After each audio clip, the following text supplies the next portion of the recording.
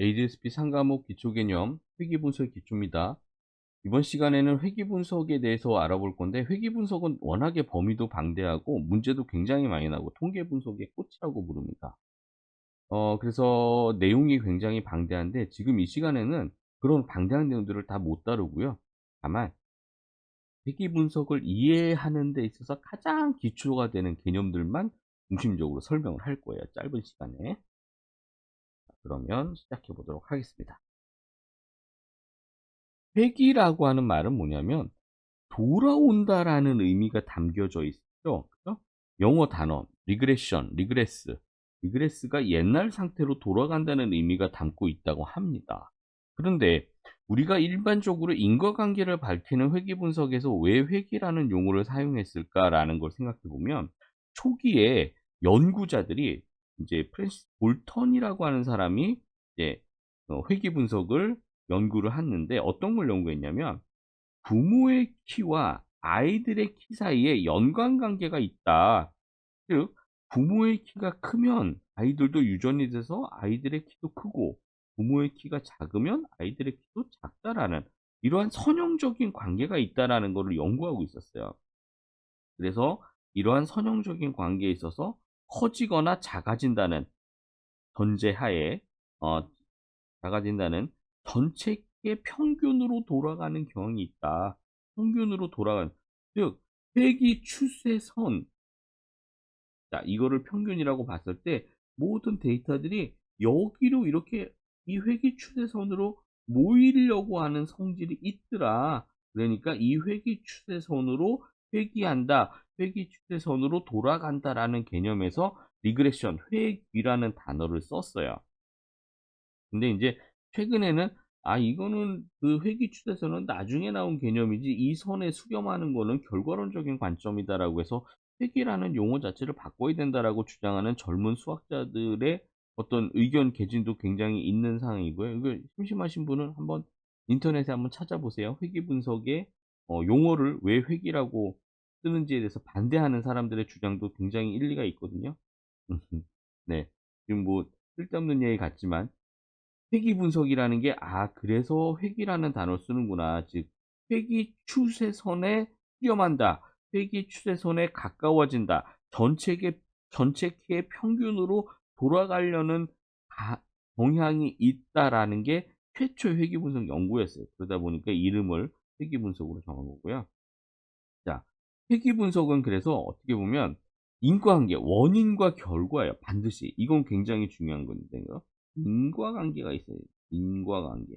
원인과 결과가 나와야 돼요.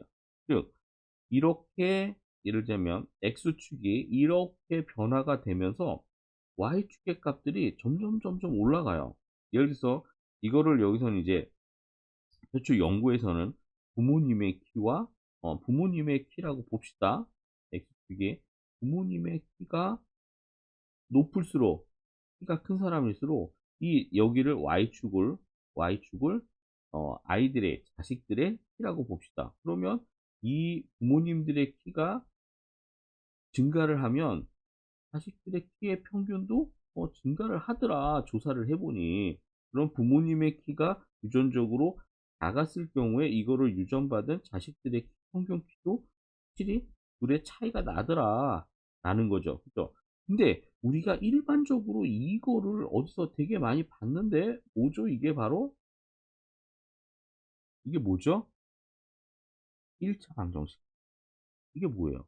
y equal ax 플러스 b라고 하는 1차 방정식이랑 똑같잖아요. 그죠? 그래서 A는 뭐라고 배웠어요? 얘는 기울기, 얘는 Y절편. 그죠? 그래서 우리가 기울기 값과 Y절편 값을 알고 있으면 이 값을 여기 X에다가 미지의 수 X에다가 임의의 미지수를 집어넣었을 때 어떤 결과가 나올 거야 라고 예측을 하는 거죠. 그래서 자 봅시다. 1차 함수 개념 생각하시면 굉장히 쉬워요. 1차 함수 개념이에요. 여기에 나와 있는 이 다음, 하다음에 5는 없어요. 근데 이 5를 미지의 수 x라고 보자고요. 그러면 여기에 어떤 여기에 어떤 값이 나올지는 몰라. 하지만 우리가 이 회기선, 이 회기식의 기울기를 알고 있다면, 이 기울기를 알고 있다라면 뭘 할 수 있냐면, 기울기를 알고 있고 이 상수값 y절편값을 알고 있다면 뭘 할 수 있냐면 바로 여기에 어떤 값이 나올지는 알고 있어. 그렇다라고 하면 이 회기 추세선, 이 회기선이 맞다면 만약에 여기에 5라고 하는 x값의 변수가 들어갈 경우에 여기 있는 값은 분명히 얘보다는 클 것 같아. 결국은 이 회기 추세선에 되게 가깝게 데이터들이 붙어 있을 것 같대라고 추정을 할 수 있죠. 예측을 할 수 있잖아요. 그래서 회귀 분석이 예측에 사용이 되는 거예요. 즉 분석 예측에 사용되는 알고리즘, 이 통계 분석의 가장 기초가 되는 건 결국은 회귀 분석이다. 회귀 분석은 그래서 이러한 회귀식을 잘 만든다는 얘기는 무슨 얘기냐? 예측을 잘 할 수 있다. 회귀식을 잘 만든다. 예측을 잘 할 수 있다. 회귀식이 정확해? 그러면 여기에 예측값도 굉장히 정확해? 라고 할 수 있는 거죠. 자, 봅시다. 방금 설명한 내용이랑 같은 내용인데 조금 더 디테일하게 한번 요거 한번 뜯어볼게요. 이거를 회귀 추세선이라고, 자, 봅시다. 이거를 회귀 추세선. 이거는 뭐예요? 이거는 다른 말로 어떤 얘기냐면 예측하는 이런 선형의 함수를 만들었다라고 생각하시면 돼요. 자, 그런데 이거는 실제 값이에요.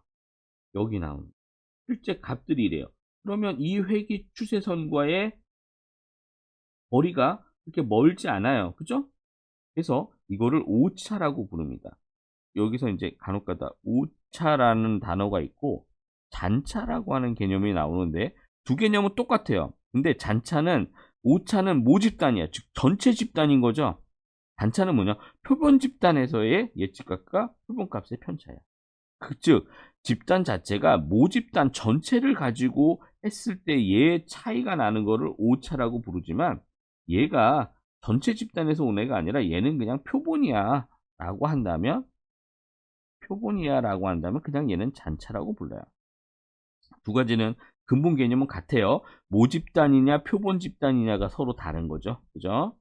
그래서 이거를 오차라고 불러요. 그래서 오차가 작으면 작을수록, 오차가 작다는 얘기는 뭐예요? 이 파란색이 만약에 여기에 파란색이 있어요. 파란색 데이터가 있어요. 그러면 여기에 있는 제가 빨간색으로 막 칠하고 있는 지금 이 데이터는 회귀 추세선과 일치하죠.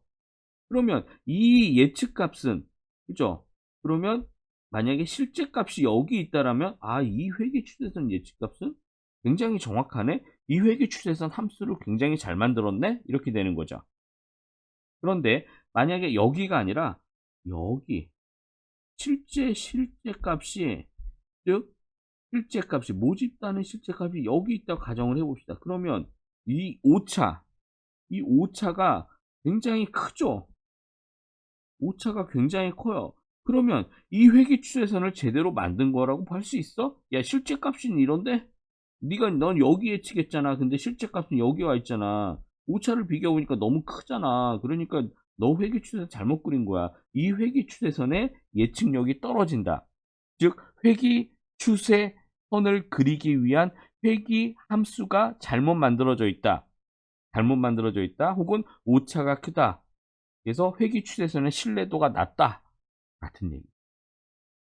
이해 가셨죠? 그러면 회귀 추세선을 이 회귀 함수를 어떻게 해야 가장 잘 만들 수 있을까? 이 편차라고 부르는 바로 편차. 뭐라 그랬어요? 앞에서 제가 분산할 때 설명했었는데 평균, 실제 값 혹은 관측 값을 마이너스 평균이라고 그랬어요.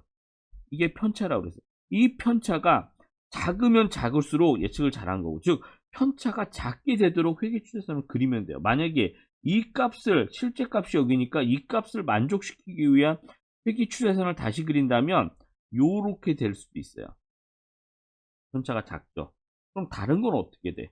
여기 있는 데이터들은 어떻게 할 거야? 얘도 편차가 작게 그려야 되는데, 그러면 이렇게 그려볼까? 이렇게 그려볼까? 혹은 이렇게 그려볼까? 그럼 이거의 차이는 뭐예요? 기울기가 다르죠. 기울기가 다르다라는 거는 y ax 플러스 b에서 요게 다른 거죠. 이거를 뭐라고 부르냐면 회귀 분석에서 회귀 개수라고 부릅니다. 정확히는 회귀 추정 개수라고 부르는 게 바로 얘예요.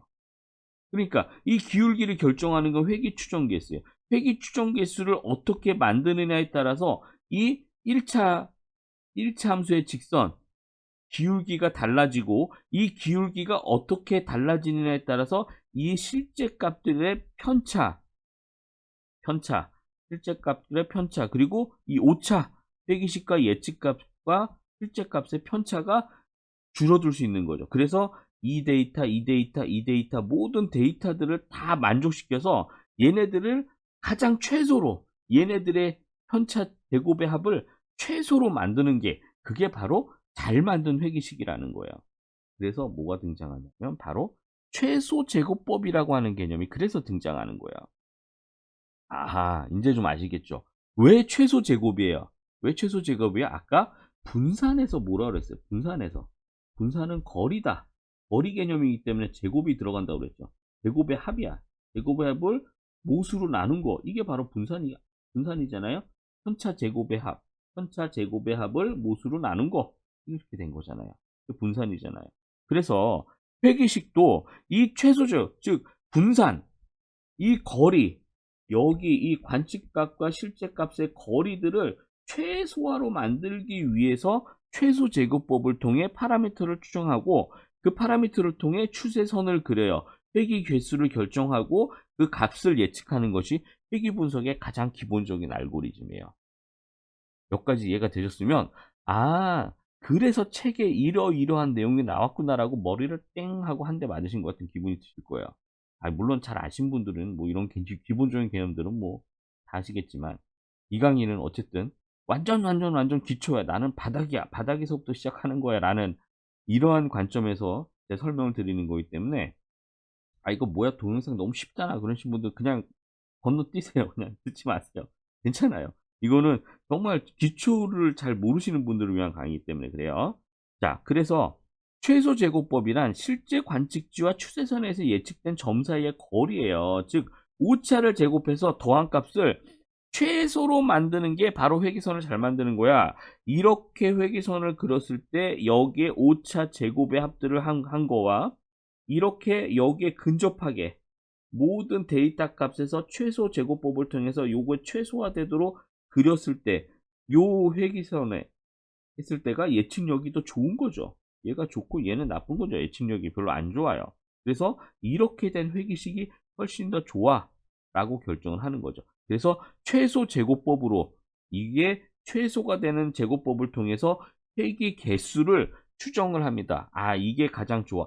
회귀 개수가 추정된다는 얘기는 무슨 얘기예요? 이게 바로 1차 함수에서 기울기가 결정된다. y equal ax 플러스 b에서 a가 결정된다. 회귀 개수가 되게 잘 나왔어.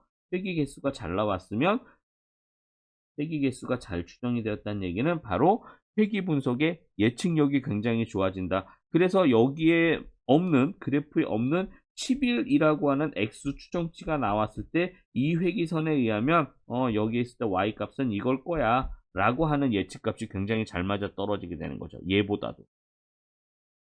그래서 회귀 개수를 결정하는 게 정말로 중요한 겁니다. 회귀 분석에서는. 왜? 그래야 기울기가 결정이 되니까요. 무슨 얘기인지 아시겠죠? 네, 이게 그 얘기예요. 오차의 제곱합이 왼쪽보다 오른쪽의 직선이 더 작아. 그죠? 그러니까 오른쪽 직선이 더 이상적인 회귀 추세선이에요. 아주 이상적인, 최소 제곱법으로 이상적인 회귀 추세선을 내기는 예측을 더 잘할 수 있는 회귀 분석, 회귀 함수가 나왔다는 얘기거든요. 여기에서 실제로 이제 SSE, MSE 여러 가지 개념들이 나오는데, 가장 기초적인 개념들은 바로 제가 설명드린 거에서 다 설명이 돼요. 그래서 자세한 거는 요건 나중에 책을 좀 보시면서 하고, 간략히만 여기서 설명드릴게요. SSE라는 개념은 뭐냐면 바로 이 잔차 제곱의 합이야. 최소 제곱법인 거죠. 그래서 단차 제곱의 합을 최소가 되게 만든다. 즉 이 잔차는 뭐라 했어요? 오차는 뭐, 잔차는 뭐라 했어요? 오차는 모집단, 잔차는 표본 집단. 이걸 표본 집단으로 봤을 때 잔차가 작다, 오차가 작다라는 얘기는 잔차 제곱의 합인 SSE, 단차 제곱의 합이 작다는 얘기예요. 이게 작으면 예측을 되게 잘한 모델이에요. 회귀선을 잘 그린 모델. 제가 다 설명드린 거잖아요. 제가 다 설명드렸죠, 이미? 이게 그 얘기예요. 빠르게 볼게요, 이 부분은. 이 부분도 굉장히 중요한데 책에 나와 있는 자세한 설명을 보시고 저는 기초 개념만 설명할게요. MSE는 뭐냐면 mean squared error라고 해서 단차 제곱의 합이 아니라 평균이에요. 합을 내다 보니까 뭐 비교가 안 돼. 그러니까 평균을 내는 거야. 평균을 낼 때는 뭐가 중요하냐면 여러 값들의 합을 나누기 이게 몇 개? 하나, 둘, 셋, 넷, 다섯 개. 그럼 5로 나누면 평균이 되죠. 그죠? 이렇게 계산하는 게 일반적인 평균인데 MSE를 계산할 때 이 평균을 내기 위해서 나누기 요 관측값의 개수로 나누어야 되는데 이때 자유도라는 개념이 등장. 여기에 별이 몇 개. 광고 아닙니다. 그만큼 굉장히 중요해요. 자유도라는 개념 시험에 바로 이 나누는 이 여기를 분모라고 했을 때 분모값 관측값의 개수로 나눌 때 이 개수가 굉장히 중요해지는데 왜 그러냐면 다음 페이지에 설명드릴게요. 자유도라는 개념 이겁니다. 자, 자유도라는 거는 개념 뭐냐면 결국 우리가 통계 분석이라는 게 뭐예요? 전체 모집단을 다 통계 조사할 수 없으니 여기에서 우리나라 인구 뭐 4천만, 5천, 4,600만, 뭐 5천만 인구 여기에 인구 중에서 예를 들면 일부분 뭐 10,000명, 20,000명, 30,000명의 표본을 추출하고 대표성을 띠는 표본을 통해서 모집단도 이럴 거야 라고 추정을 하잖아요. 그게 표본 조사의 기본 아니겠어요? 그죠? 그러다 보니까 어떤 문제가 생기냐면 이런 문제가 생겨요. 모집단에서 추출된 표본 집단은 확률적으로 평균에 가까운 표본이 추출될 확률이 많아. 그렇겠죠, 아무래도. 여기에서 10,000명, 20,000명에도 평균치에 속하는 사람들이 뽑혀 나올 표본으로 도출될 확률이 굉장히 많다라는 거죠. 왜냐하면 평균에 가까운 사람들이 가장 많으니까 모집단에 이렇게 된다라고 했을 때 그러니까 무작위로 랜덤으로 막 골고루 여기 있는 사람들을 골고루 막 이렇게 뽑는다고 표본을 추출한다고 봤을 때 여기에 속한 사람들이 들어올 확률이 굉장히 많아요. 그러니까 표본 집단의 분포는 사실은 모집단보다 훨씬 더 뾰족해질 수 있어요. 그죠? 그래서 실제 모집단의 분포보다 표준 편차가 작아져서 첨도가 높은 분포가 나온다라는 게 이 얘기야, 자유도에서. 이해 가셨죠? 모집단에서 표본을 추출하니까 평균에서 뽑힐 확률이 많으니까 표본 집단이 실제 이 모집단의 평균을 보다 약간 첨도가 높아. 이렇게 될 확률이 많아요. 그래서 이거를 통계학에서는 되게 싫어해요. 그럴 수밖에 없죠. 이 모집단의 분포와 표본 집단의 분포가 서로 모양이 달라. 그러면 어떻게 얘를 가지고 모집단을 추정을 제대로 하겠어요. 그죠? 안 되잖아. 그래서 통계학에서는 이거를 굉장히 싫어하는데 이거를 편향 추정이라고 불러요. 편향돼 있다.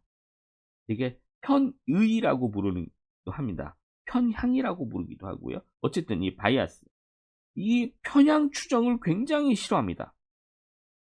편향 추정을 굉장히 싫어해요. 그래서 얘를 편향 추정된 거를 없애려고 해요. 그래서 전체 앞에서 봤을 때 이 모집단의 개수, 이걸 관측치의 개수만큼으로 나누는 게 아니라 여기에 약간의 페널티를 주는 거예요. 개수 마이너스 1, 관측치 마이너스 1, 이걸 자유도라고. 그래서 이런 불편 추정이라고 부르는 불편 추정량 이렇게 부르는데 이게 추정을 즉 편향되지 않게 이름이 불편 추정이지만 굉장히 좋은 의미입니다. 포지티브한 의미예요. 플러스한 의미예요. 불편 추정을 해야 돼요. 불편한 추정이 아니라 편향되지 않는 추정을 해야 된다는 거예요. 그래서 모집단을 추정할 때 불편 추정하기 위해서 편향되지 않게 하기 위해서 평균을 구할 때 혹은 분산을 구할 때 전체 표본의 수로 나누지 않고 의미 있는 데 있다. 대약 조건의 수를 뺀 나머지 표본의 수, 다시 말해 평균을 구할 때 자유도, 나머지 대약 조건의 수를 뺀 나머지 표본의 수가 자유도예요. 그래서 자유도는 n-1이에요. 더 깊게 공부하실 분들은 아마 인터넷에서 자유도 n-1 검색어로 넣고 한번 쳐보세요. 굉장히 많은 아마 저보다도 더 설명 잘하시는 분들이 계실 거예요. 네, 분명히 많습니다. 아무튼 그래서 요 자유도로 나눕니다. 뭘 할 때? 바로 MSE를 할 때. 잔차 제곱에 합을 할 땐 상관없어요. 합은 더하는 거니까. 근데 평균을 내려다 보니 관측지의 개수로 나눠야 되는데 이걸 그냥 개수로 나누는 것보다 이 불편 추정량을 구하기 위해서, 즉 편향되지 아니한 추정량을 구하기 위해서 이 나눌 때 개수를 내가 관측값의 개수에 마이너스 1을 해서 하는 게 훨씬 더 이렇게 모집단의 평균에 이렇게 뾰족해지는 게 아니라 n-1 하니까 이게 조금 더 낮아지더라. 첨도가 낮아지더라. 즉 실제 모집단 분포의 정규 분포와 훨씬 가까워지더라. 이거를 만들기 위한 개념이 자유도라고 하는 개념인 거예요. 이름이 왜 사실 자유도인지는 잘 모르겠지만 나중에 한번 인터넷으로 한번 찾아보세요. 잘 나올 거예요. 저도 자유도란 이름은 사실 많이 익숙치 않습니다. 저도 통계학 전공자가 아니어서. 아무튼 근데 자, 아까 뭐라 그랬어요? 자유도는 n-1이라고 그랬는데 실제 계산할 때는 MSE, 즉 회기제곱 평균을 구할 때는 n-2를 해요. 하나를 더 빼줘요. 이건 왜 그럴까? 생각 한번 해봅시다. 자, 분산을 계산할 때 우리가 평균을 기준으로 x1과 x2의 편차를 구하고 분산을 계산한다고 봅시다. x1 여기 있고요. x2 여기 있어요. 이때 가운데 점 기준이 되겠죠. 얘 평균으로부터 얼마나 떨어져 있는지가 편차잖아요. 그러면 기준이 되는 평균값이 있어야 돼요. 그럼 이 평균값을 놓고 x1과 x2의 편차를 구하고 분산을 구해야 돼요. 근데 이 평균은 자유롭지 못해요. 이 평균은 자유롭지 못하다라는 의미는 뭐냐? 얘는 기준이 되는 거지, 기준이 되는 점이지 얘가 관측치는 아니잖아. 그러니까 얘를 빼서 n-1인 거예요. 그죠? 여기까지 이해 가시죠? 근데 문제는 뭐냐면 여기에요. 자, 회귀 분석에서 회귀 추에서는 y 콜 뭐 자꾸 1차 함수 예를 드는데 이게 제일 이해하기가 쉬워서 그래요. 자, 중학교에 나오는 개념이잖아요. 이런 1차 직선 함수가 있다라고 봤을 때 이걸 회귀선이라고 본다라면 이 회귀선에서 예측값과 잔차의 차이의 평균을 구할 때 기준이 되는 점은 두 개예요. 이게 무슨 얘기냐면 이 여기의 지점, 이 편차를 구할 때, 그리고 얘가 여기에서부터 얼만큼 떨어져 있는지 이 기준, 그죠? 그래서 얘를 구할 때는 이 값과 이 값 두 개가 필요해요. 즉 그래서 n-2예요. 즉 점이 아닌 선의 개념이기 때문에 x축과 y축으로 있는 선이 필요해요. 그죠? 그래서 왼쪽처럼 이거 하나만 있으면 이쪽으로 해서 하는 것뿐만 아니라 회기선의 점의 위치, 회기선의 점의 위치 이것도 알아야 되기 때문에 의미 없는 데이터 두 개를 빼는 거예요. 그래서 뭐냐면 n-2를 해서 n-1이 아니라 n-2를 해서 단차 제곱의 합을 나눠버리는 거예요. 이게 바로 뭐라 그랬어? 회기 제곱 평균. 그죠? 자, 볼게요. 그 얘기가 이 얘기입니다. 그래서 여기 MSE 잔차 제곱의 평균을 구할 때 평균으로 나눌 때 개수를 나누는데 반칙값의 개수의 n-1이 아니라 자유도의 개념이 등장해서 자유도 여기서는 n-2로 나눈다 라는 개념. 이게 시험 문제에 이해하지 못하면 지문으로 등장하면 굉장히 헷갈리기 쉽거든요. 시험 문제에 굉장히 자주 많이 나와요. 그래서 아까 뭐라 했어요? 썰이 하나 둘 셋 넷 다섯 맞네요. 예. 아무튼 그래서 이게 시험 문제에 굉장히 많이 나온다는 얘기. 그래서 회귀 분석으로 한번 이 회귀 분석에 보통은 R 코드가 나오고 이런 거 사실 몰라도 돼요. 왜 이렇게 나는지 짠지 전혀 몰라도 되고 우리는 요 결과를 가지고 여기서부터가 결과잖아요. 서머리 리절트 명령어 다음에 이 결과를 가지고 회귀 분석의 이 회귀 모형을 설명할 수만 있어요. 해석할 수만 있으면 돼요. 여기서 p 값은 뭐냐면 1.972의 마이너스 6승. 자, 이거 그거죠. 앞에 0을 자 마이너스 6개를 땡땡땡땡 붙이는 거야. 0.000000197 이렇게 되는 거죠. 그러면 p-밸류의 값이 뭐예요? 당연히 0.05보다 p 값이 작은 거죠. 0.0000197이니까 그죠? 0.05보다 작죠. 그래서 유의수준 0.05, 유의수준을 0.05라고 봤을 때 회귀 분석은 규모가설을 기각할 수 있는 거예요. 이 유의수준보다 작으니까 이 P값이 유의확률이 작으니까 그죠? 그리고 나의 대립값을 채택할 수 있는 거죠. 그래서 모든 회귀 개수는 0이다라고 할 수 없으므로 주어진 문을 통계적으로 유의하고 모형이 유의하면 회귀 개수에 대한 P-밸류를 확인해야 되는데 x의 회귀개수 어디 나오냐면 여기에요. 요게 회귀개수예요. x 값에 대한 회귀개수. 회귀개수는 뭐라고 그랬어요? y ax 플러스 b에서 a가 회귀개수라고 그랬죠. 그러면 마이너스 2.4.17이 a가 되는 거예요. 회귀개수가 되고. 그러면 우리가 b 값을 알아야 회귀식을 완성할 수 있죠. b 값은 뭐야? y 절편. 여기서 절편은 인터셉트라고 부르는 요게 절편이야. 요게 요로 오게 돼. 그럼 뭐예요? 이거의 회귀식, 추정되는 회귀식, 그래서 이게 나오는 거야. y 연비는 뭐냐면 마이너스 2.4317 회귀개수 곱하기 배기량 얼마인지 모르지만 플러스 16.8291 절편. 그러면 이게 뭐야? 똑같죠? 얘 y, 얘 a, 얘 x 플러스 b 상수항. 이렇게 해서 회귀식이 완성돼요. 이렇게 회귀식이 완성된다면 배기량이 얼마를 갖다 여기에 배기량이 1000cc를 넣을 수 있는 거고 여기다가 2000cc를 넣을 수 있는 거죠. 또 3000cc를 넣을 수 이렇게 넣을 때마다 여기 이 회귀식에 따라서 결과값 연비라고 하는 y 값을 정확히 예측할 수 있어. 이렇게 되는 거죠. 이게 그 얘기. 이해가 되셨나요? 네. 자, 이렇게 회귀 분석을 보통 이렇게 결과를 가지고 해석하는 문제 굉장히 많이 나오고요. 근본적인 개념은 회귀 개수, 비울기 이게 굉장히 중요하다라는 거죠. 근데 이거를 어떻게 구한다? 최소 제곱법으로 구한다. 이해가 되셨죠? 자, 여기에 한 가지 이제 중요한 개념이 등장을 해요. 다중공선성이라고 하는 개념이 등장하는데 다중공선성이란 뭐냐면 우리가 앞서 본 거는 1차 함수예요. 그죠? 변수가 많지 않아요. 하나밖에 없어요. 그런데 다중선형 회귀 분석으로 들어가면 우리가 변수들이 굉장히 많아져요. 독립변수가 한 개인 단순선형 회귀 분석에는 되게 공식도 되게 간단해. 회귀 개수도 뭐 회귀 함수 자체가 간단해지는데 독립변수가 2개 이상이 돼버리면 어떤 문제가 생기냐면 예를 들자면 아까 같은 경우는 연비에 영향을 주는 x 변수를 뭐라고 잡았냐면 배기량으로 잡았어요. 기억 안 나시나요? 다시 한번 볼까요? 보세요. 여기에서 연비 y는 연비고 x는 배기량이에요. 즉 변수는 요거 하나밖에 없어요. 근데 여기 x가 있고 x2가 있고 x3가 있고 즉 배기량도 여기에 영향을 미치지만 또 연비에 영향을 미치는 게 뭐예요? 차량의 무게, 차량의 가격, 차량의 크기 뭐 이런 것들도 영향을 미칠 수 있는 거죠. 이렇게 커졌으면 배기량뿐만 아니라 요게 커지면 또 연비도 또 달라질 수 있는 거잖아요.